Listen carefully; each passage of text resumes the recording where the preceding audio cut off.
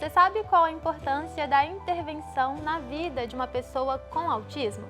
Essa prática é fundamental para o desenvolvimento e pode melhorar a qualidade tanto das pessoas que estão no espectro quanto de suas famílias. Já te adianto que a intervenção precoce pode fazer muita diferença. Quem vai conversar com a gente sobre esse assunto é a psicóloga Aline Abreu e Andrade. Ela é doutora em Psicologia do Desenvolvimento e hoje é coordenadora da Link Psicologia. Aline, é um prazer ter você aqui com a gente. Seja bem-vinda. Obrigada, o prazer é todo meu de estar aqui falando com você sobre um tema tão relevante. Eu já começo com uma dúvida que surgiu já na pesquisa sobre o autismo. A gente, quando está pesquisando sobre o assunto, a gente vê que é muito comum falar intervenção e menos comum falar tratamento. Por quê? Então, na verdade, são termos sinônimos. Mas quando a gente foca em dizer de intervenção, a gente está destacando o caráter da importância da estimulação, de atividades que vão ser feitas com essa criança para que ela se desenvolva da melhor forma possível. Sim, eu até pensei, bom, autismo não é doença, então será que é por isso que a gente não usa tratamento? Porque você não está tratando uma doença, né? Sim, será sim. que pode ter? Faz sentido. Na verdade, o autismo ele é categorizado como um transtorno, né? O nome técnico é transtorno do espectro autista. E nós temos várias intervenções que podem auxiliar para o desenvolvimento dessa criança, adolescente ou adulto com o diagnóstico. E existem casos que é preciso usar medicamentos no autismo? Sim, a doutora Marli é melhor do que eu para falar sobre esse tema, mas sim, né, em alguns casos é feito um tratamento combinado de intervenções ambientais, seja de psicólogos, fono, terapeuta ocupacional, casado com a intervenção medicamentosa. De forma alguma, a medicação é a primeira escolha no tratamento do autismo, né? A gente sabe que existe na literatura uma evidência muito significativa das intervenções ambientais como determinantes para o sucesso do tratamento. Mas muitas vezes a medicação entra como um auxílio importante nesse processo. Focando na intervenção, Aline, o que é a intervenção e qual que é o objetivo dela, o papel dela na vida de um autista? Sim, a intervenção ela tem como objetivo gerar qualidade de vida e inclusão dessa pessoa na comunidade, né? E para isso nós fazemos várias atuações diferentes. A gente faz atuação no contexto familiar, a gente orienta essa família sobre como estimular essa criança. Nós fazemos uma orientação também para a escola, até para que os ambientes em que essa criança mais convive estejam bem fundamentados sobre como estimulá-la no dia a dia. Além disso, a gente tem um atendimento em consultório, né, que é feito para que sejam desenvolvidas habilidades importantes de comunicação, de comportamento e de habilidades de forma geral para que essa criança tenha uma vida saudável e feliz.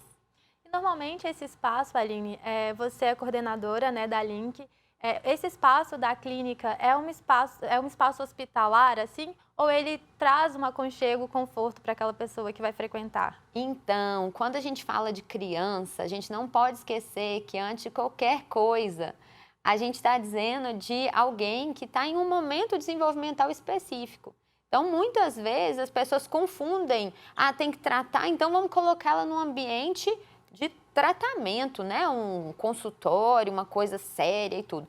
E pelo contrário, né? Na nossa clínica, o nosso trabalho é feito em salas temáticas com assuntos de interesse das crianças, então sítio, praia, parque, e de forma que seja um ambiente prazeroso para ela, porque afinal de contas ela vai passar uma parte da vida dela ali, né? E é importante que seja lúdico, divertido, até porque o aprendizado acontece de uma forma muito mais leve quando envolve essa parte lúdica também. E você falou que tem muitos profissionais envolvidos, né, Aline? Qual a importância desse trabalho multidisciplinar e quais são as especialidades, né? Você já citou o fono, por exemplo. Quem mais atua? Exato. O profissional da fonoaudiologia, ele vai trabalhar enfocando muito esse desenvolvimento da intenção de comunicar dessa criança. O terapeuta ocupacional vai trabalhar ajudando a gente muito no que a gente chama de integração sensorial para crianças que têm alterações das sensações físicas do corpinho dela. Vai ajudar também na parte motora, né? Tem vários outros tratamentos complementares, como ecoterapia, musicoterapia, que são de grande auxílio, e aí depende muito da necessidade daquela criança, dos interesses dela e do momento desenvolvimental, para a gente direcionar qual vai ser o caminho prioritário, né? Se vai ser uma intervenção com psicólogo e fonoaudiólogo, se vai ser psicólogo, fonoaudiólogo e terapeuta ocupacional, se vai entrar com uma musicoterapia, né? Momento a momento, de acordo com a necessidade dessa criança. A doutora Marli até falou com a gente sobre os graus, né, do autismo, então a intervenção ela vai de acordo com o grau de autismo da criança. Isso, na verdade a gente sempre pensa no desenvolvimento dessa criança como se fosse a construção de uma casa. A gente tem um alicerce que tem que estar bem moldado, né, que é uma base de comunicação. Uma criança não verbal, por exemplo, ela está com um grau muito elevado de dificuldades, né? Isso impacta muito a inclusão dela. Então, a gente precisa construir a base dessa casa para depois a gente subir as paredes da casa, chegar no telhado, fazer o acabamento. Então, pensar no desenvolvimento por etapas, né? E pensando nessa criança aí transitando de um grau mais grave para um grau moderado e leve, né, do autismo, é importante, principalmente pensando em ela construir uma história de desenvolvimento feliz para a vidinha dela e da família como um todo. E logo no início, né, da intervenção, pensando na prática, é feita uma avaliação, como que funciona? Exato. Sem uma boa avaliação, não há intervenção, né? É essencial, porque a avaliação é o que vai dar o norte, eu brinco que é o mapa do processo de tratamento. É ali onde a gente define quais são os buracos desenvolvimentais, quais são as potencialidades daquela criança que precisam ser aproveitadas, para que então a gente faça uma intervenção bem focal dentro de metas específicas. Infelizmente, a gente ainda tem alguns tratamentos que são conduzidos sem uma definição clara de metas de tratamento, onde eu quero chegar, né? Então, você que está em casa, que está lá, né, com a sua criança em atendimento, é essencial que você pergunte para o profissional, fono, TO, psicólogo, qual é o seu objetivo, o que você quer alcançar com esse tratamento? Porque aí o profissional te fala e você consegue direcionar para que aquilo seja trabalhado em vários ambientes. Então, é essencial a definição de um bom plano de tratamento com base na avaliação. Fica a dica, então, tem que ter uma avaliação adequada. Exatamente. Aline, você já falou um pouquinho dos benefícios, né, da intervenção, mas quais são os principais impactos de uma intervenção na vida de uma autista? Então, eu vejo claramente que as famílias das crianças e adolescentes que eu acompanho, né? Eu falo crianças porque eu acompanho mais crianças. A vida fica completamente impactada, né? Em termos de funcionamento mesmo, né? A família poder sair de casa e ir para um ambiente público com tranquilidade, poder participar da vida comunitária. Então, o tratamento, ele auxilia muito para que essa criança ganhe funcionalidade e consiga levar a vida de uma forma saudável, ela e toda a família também. Sim, e olha só, a gente precisa reforçar a importância da inclusão social do autista, viu? É nossa função buscar conhecimento, compreender, agir também. No primeiro bloco desse programa, a gente exibiu um depoimento muito legal da Bruna, Aline, e além desse relato, ela também compartilhou uma situação que infelizmente ela é comum. E a Bruna disse que, sem dúvidas, de todas as coisas que ela já viveu na maternidade atípica, essa foi a mais dolorosa.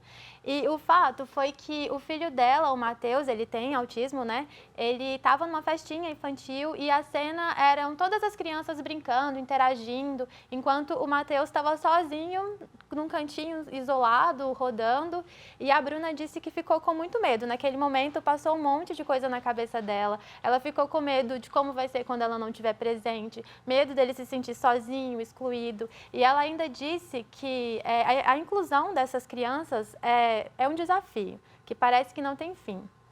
a gente tem, Aline, o registro desse momento, olha só. As crianças estão ali brincando, né? E o Matheus está aqui do ladinho, girando, girando. E aí essa cena dá para ver, né? Direitinho. Passa lá para as crianças e volta para o Matheus. Então, eu imagino que é um momento importante da gente falar sobre a importância da inclusão social. E a gente nem culpa aquelas crianças que estão ali brincando. Acho que os pais, os adultos precisam começar a buscar conhecimento, buscar a informar para essas crianças também, a ensinar, porque as crianças seguem o nosso exemplo, né, Aline? Qual que é a importância dessa inclusão social do autista e o que a gente pode fazer para colaborar com isso?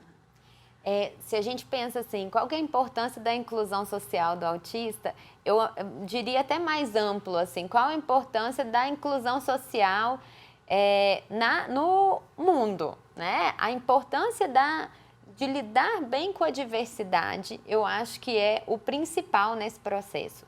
O nosso mundo se tornar um mundo de abertura às diferenças individuais, né? Eu acho que esse é um grande desafio e que a gente ainda está engatinhando.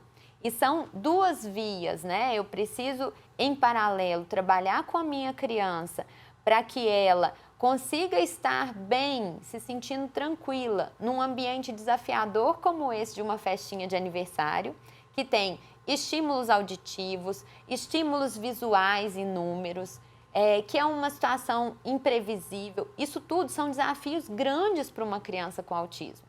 Então, os tratamentos vão ajudar muito para que ela se sinta mais confortável nesse ambiente, né? Então, é a via da criança de aproximação dessa situação social e, ao mesmo tempo, a inclusão social depende também de que os adultos estejam aptos a ensinar a futura geração sobre diversidade e sobre diferenças, né? Então, a tranquilidade dos adultos e a abertura para perceber essa criança que estava lá girando, né, e se divertindo ou se autorregulando do jeitinho dela, e lidar com isso de uma forma saudável e produtiva depende muito do que a gente está fazendo aqui hoje, de conscientização, né? Das pessoas começarem a falar mais sobre isso com naturalidade e todo mundo se abrir para aprender. Tá, o que eu posso fazer para ajudar nesse momento?